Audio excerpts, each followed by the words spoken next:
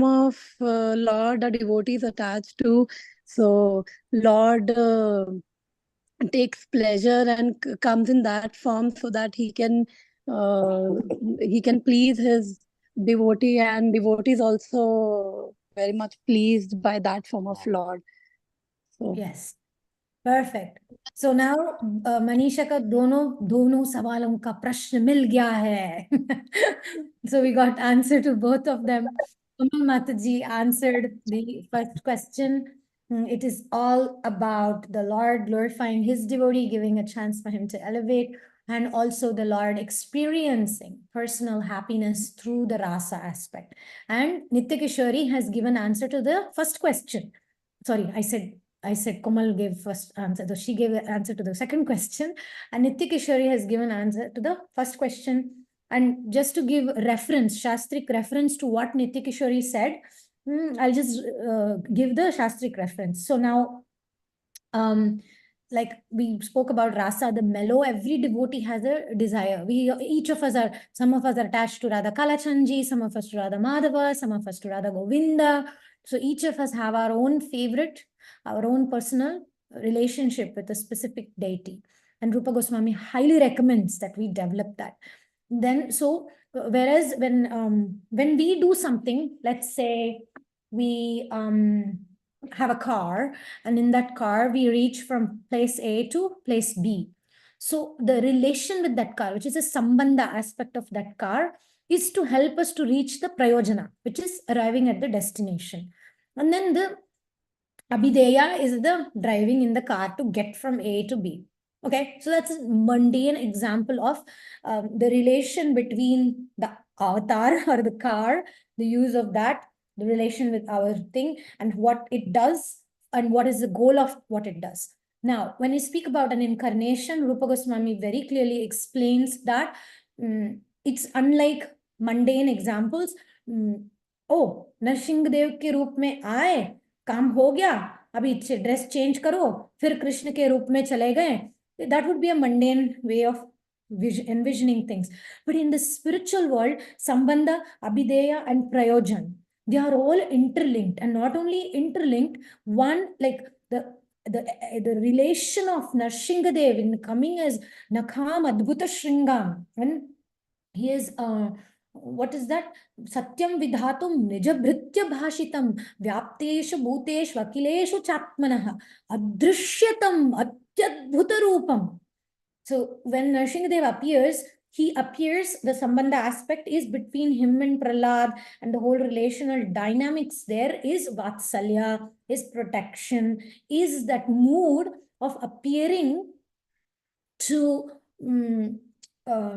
experience that relation, right? He's not appearing as Nrsimhadev because he's afraid, like Nitya Kishori was saying. He's not afraid, but it's a rasa. He's taking an advantage of that situation to appear in that form, to fulfill the devotee's desires. And what is the Abhideya? The Abhideya aspect is through that he's accomplishing the task of liberating Hiranyakashipu, liberating his false ego, establishing his identity as Nrsimhadev, which we all worship eternally. So it's an eternal form. Then the Prayojana aspect is he has a Narasimha Loka. There is eternally, he resides in the form of Nrsimhadev. कभी उतारते नहीं है वो नरसिंहदेव का रूप जो है वो eternal है. So another relevant, so this is the Shastric proof of what Nitya Kishori said. That is how it works. The rasa element, it's so intertwined within the spiritual aspects that in anything we do spiritually, I get up in the morning, I take shower, I get dressed for Krishna. I go and attend Krishna's Mangalarti so that I can continue loving Krishna. इसमें actually कोई फर्क ही नहीं है. It's all in the same line. My relation with Krishna will make me do things that will make me connect with Krishna and reach Krishna. Same thing, chanting Hare Krishna Mahamantra. I have a relationship with Krishna's holy name. I chant my rounds. Prayojan, what is the end goal? So I can develop taste to chant the holy names. So there is no difference between my relation with the holy name, chanting, and the goal. Hare Krishna Mahamantra is not like a product. or Nrsimhadev's roop is not a product. It is the Sambandha, Abhideya, and Prayojana, which means chanting Hare Krishna is our relationship with Krishna, is our means to Krishna, and the goal of reaching Krishna is to chant the Hare Krishna.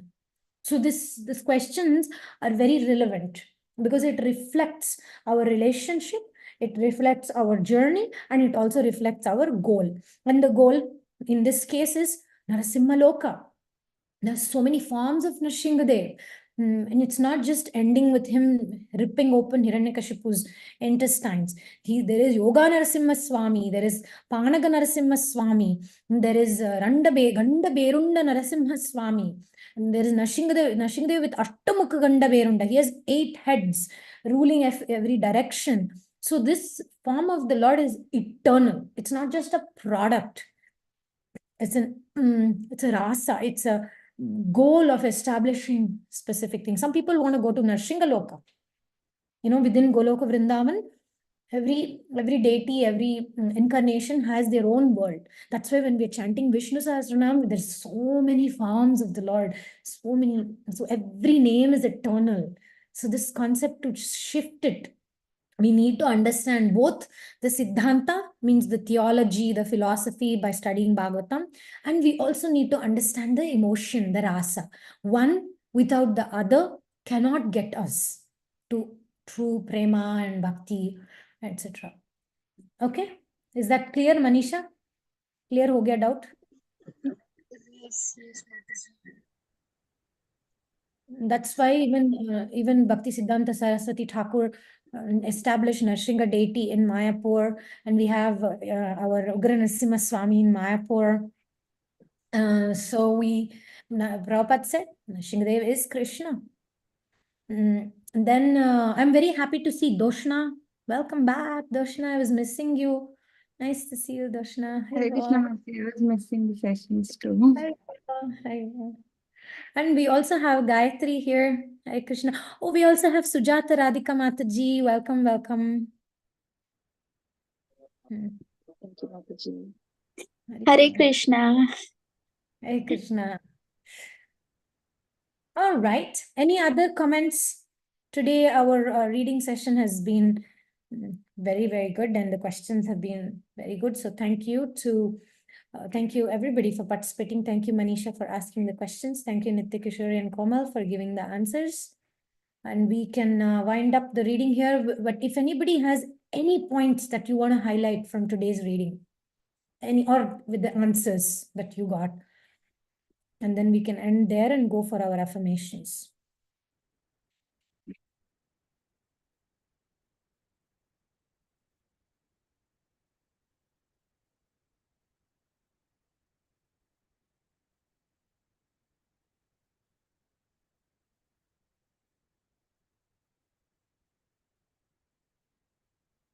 Anybody?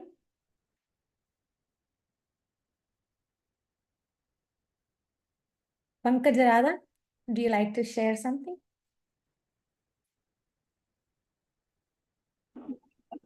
Mataji, I joined late, so I didn't hear the reading, but I loved the way you explained. That is very nice. It clears up, some of our what we imagine and what actually is. Thank you. Thank you. I'm learning from Pankaj Radha how to have that deep attachment to Krishna, and how to have that. She really has that, and I'm learning. I just met her before our class. We were together here. So she's teaching me. She's given me a box of incense that she knows Kalachandji specifically likes. So, I'm learning how Krishna is so personal. And that incense, there is so much tattva, siddhanta behind Krishna liking a specific kind of boga offering or a specific thing. Krishna sometimes comes to devotees, and like in Mayapur, Nrsimhadev comes in the dreams of devotees and tell them, like Nrsimhadev used to wear red color eyes before. Then they changed it. Somebody made higher class, bigger, like a better version of blue eyes, and they put the new eyes. And then one of the devotees had eye problem They were not able to see properly. So this devotee was praying to Nrsimhadev to give her vision back, to please help her to see properly, etc.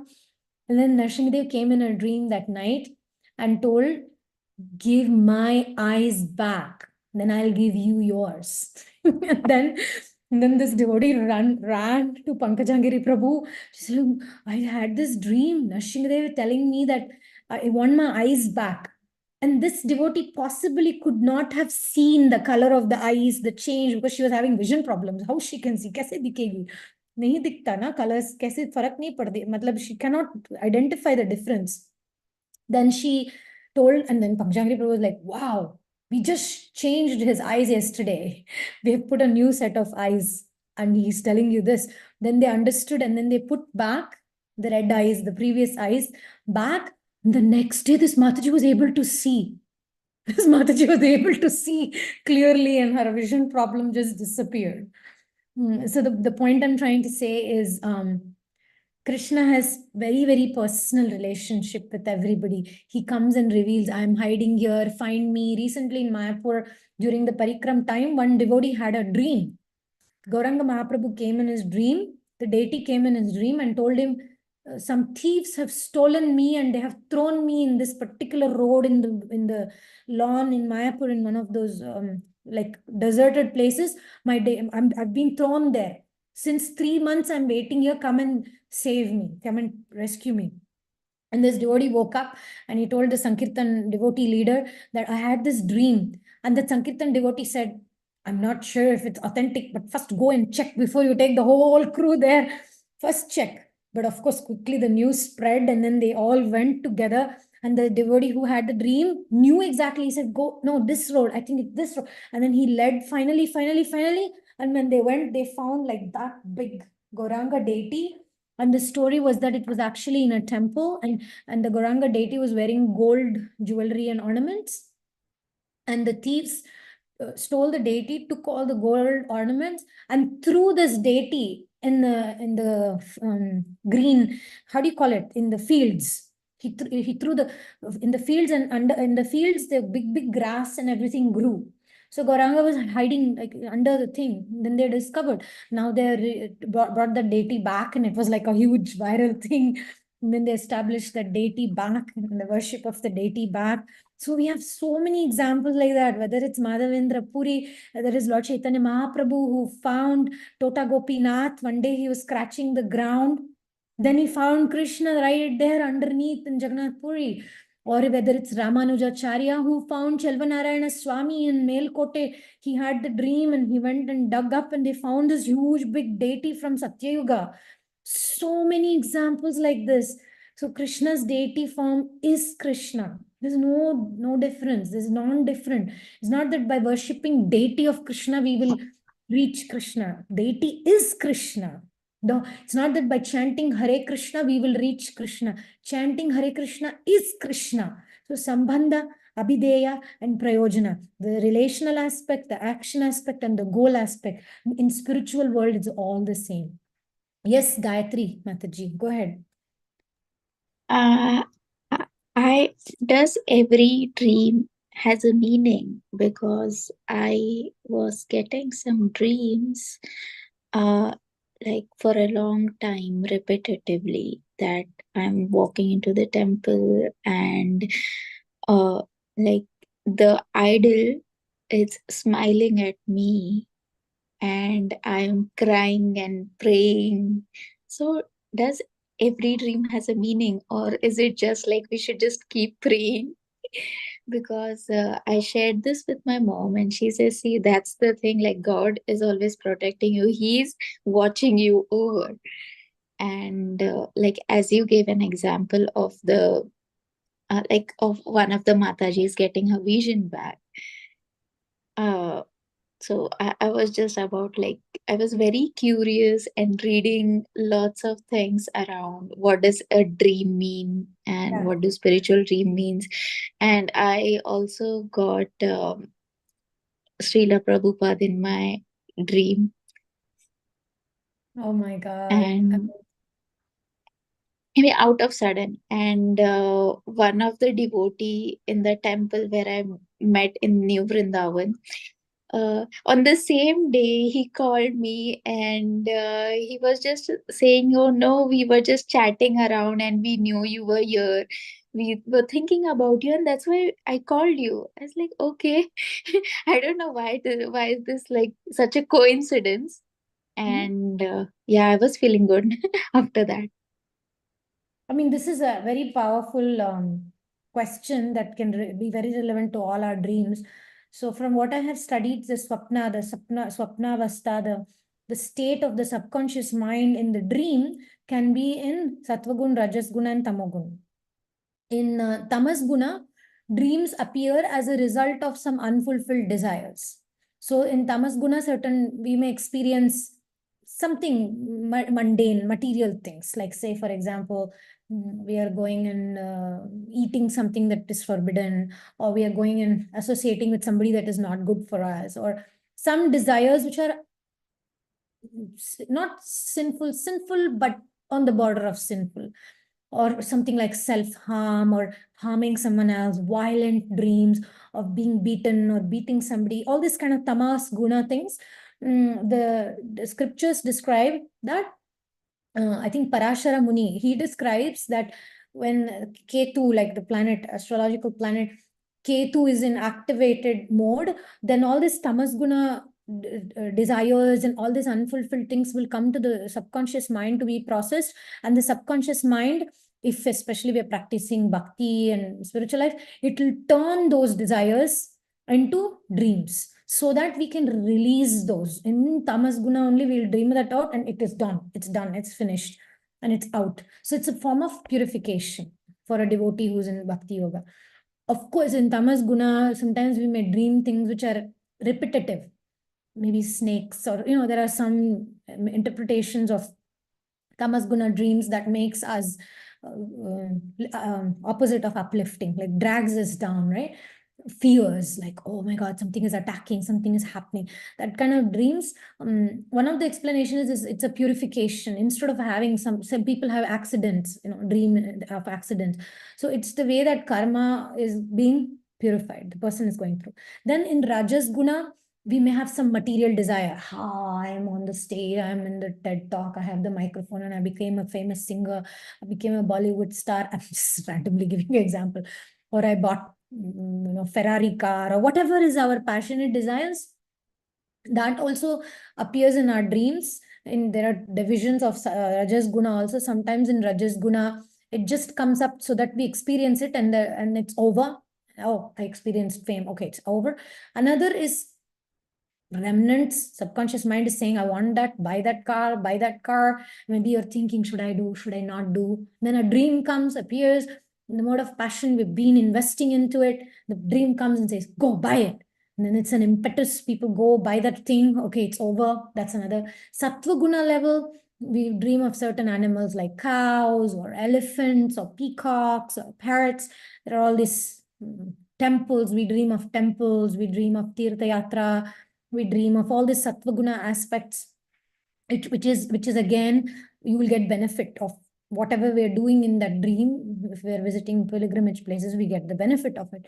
And then of course there is the Shuddha Sattva level, transcendental level of dreaming deities, of dreaming Guru Maharaj coming in your dream, Vaishnavas, Prabhupada coming in your dream. This is considered in our astrological texts as Sukriti, something you have done in your past which is very pious, and those things gives rise to the subconscious mind having access to dreams which are of higher vibration. Because dreaming of something very high level, such as dreaming of Guru Maharaj coming and giving you instructions, or Krishna deity coming in your dream and smiling, oh my god, that's far out. Those are not ordinary. It is to be believed that it's above Sattva-guna, Rajaguna, and Tamas-guna. I hope that helps you. We can do a whole session on dreams, by the way. I just gave you like a summary of dreams and the meanings of it. Yeah. And what is the name of the book you referred to about the dreams? Oh, I don't know any specific book, but when I studied astrology, there are planets which indicate which type of planet gives what type of dreams. So in astrology, we have the house of sleep, and in the house of sleep, depending on what planet is there, it is either a sattvic planet or a rajasic planet or a tamasic planet. And then there are interpretations in I Parashara's think that is the 12th house, right? 12th house can 12th, be. yeah. But it's again, like I said, the Guru and the Krishna one, it doesn't belong to, it can belong to 12th house, but some things can be also 5th house, like creative aspects of your dream. 4th house, it can be dreaming of homes. So it depends on different planets. Yeah. So there is I have no planet in my 12th and 5th house, but some planet is ruling it, right? I have Cancer zodiac in 12th house, and my 5th house has Sagittarius. Okay, nobody here understands what you're talking about. So the point is, the principle is, Krishna gives us certain planetary influence or certain dreams to help us to move forward in our life. And whatever is, for some people, it's for a particular phase, for someone else is another phase. So when we become devotees, all our planetary things becomes spiritualized. So there's always some purification that Krishna gives to devotee. So whatever I spoke is for devotees especially. Okay, thank you so much for that question. Great, Mataji. great.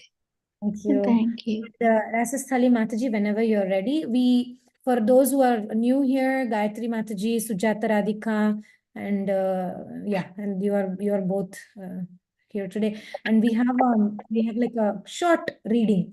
It's a reading of affirmations to increase our sense of self-realization, self-worth in Krishna consciousness. Yes. My ideals inspire and energize me. They dictate my future. I move forward unaffected by my past mistakes, sins, and/or traumas. Sometimes we let ourselves down or even hate ourselves for the way we behave. This is common in religious or spiritual circles because so much is expected of us. Rabindra Swarup Prabhu writes, when we have an idealized view of how Krishna conscious we should be, it makes us feel that we are falling short of who we must be to be acceptable and worthy in the eyes of Krishna, our guru or gurus and the devotees. And this leaves us with an I wish I wasn't me, but more like him or her, feeling, learning, leaving us with the sense that something is wrong with us, perhaps uniquely wrong. So we feel uncomfortable in our own skin. It seems that many of us have a problem accepting our human side. So we make negative judgments about ourselves because we feel we should be a better person or on a higher level of Krishna consciousness, even though those higher levels are presently unattainable for us. So we unnecessarily carry guilt or shame simply for being human, rather than feeling bad about being normal and artificially striving be on a level we can't yet achieve. We should be satisfied to act appropriately for our level of advancement. In this way, we'll gradually come to the unachievable level we hanker for, because we are situated in a position from which we can realistically and steadily advance in our Krishna consciousness. We all have ideals in Krishna consciousness, but if our idol judges us as unacceptable, stupid, a failure, or a bad person, instead of accepting the reality of where we are at, we will condemn ourselves for being ourselves. What is in the gap between who we are and our ideal? What is the idol saying to you? Is it saying any of these to you? You are not perfect. You are not smart. You are not. You can't do. You'll never succeed. Krishna doesn't like you. Is it possible to become discouraged by hearing about the exalted activities and character of pure devotee? Is it possible if we think, I will never be able to achieve this their level of Krishna consciousness?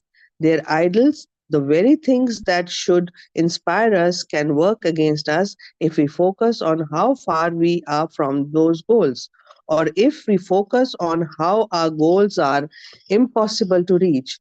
But Guru and Krishna's grace, the impossible becomes possible. Let our goals inspire us to go beyond our limitations. These idols are meant to encourage us by giving us something impossible to strive for. I once heard a life coach saying, never strive for unachievable goals. Rather, strive for impossible goals because impossible goals will stretch you beyond your present limitations. It is said that a man is judged by his idols, not where he is at presently, because our idols determine our destiny. By remembering the lotus feet of Panchtattva, a dumb man can become a poet, a lame man can cross mountains, and a blind man can see their stars in the sky. CC Adilila 8.5. In the purport, Srila Prabhupada writes, Kaviraj Goswami here stresses Kripa Siddha perfection by the mercy of superior authorities. This mercy does not depend on the qualifications of a devotee. Hare Krishna. Wow, that was amazing. Thank you. Hare Krishna. Very powerful affirmations. So, in that mood of believing in the best, believing that Krishna wants us to succeed, believing that devotees around us want us to succeed, let us open our hearts, open our minds for the mercy of the Lord to flow through us. Release all sense of doubt, guilt, shame, negativity. Breathe it out with our backs straight, with a mind filled with gratitude. Let us remember the instructions of Srila Rupa Goswami to create a heart which is offenseless, to create a mind which is sinless. We take shelter of the holy names of Krishna. Rupa Goswami recommends that we hear, read, or recite the 1,000 names of Krishna spoken by Srila Bhishma Dev on the battlefield of Kurukshetra, which Srila Vyasadeva has composed. And Bhishma Dev spoke these verses in the presence of Krishna. And may these holy names manifest within our heart. The forms of the Lord are connected to these names. Let us purify our consciousness and allow these holy names to empower us to become the best version of ourselves that Krishna can love.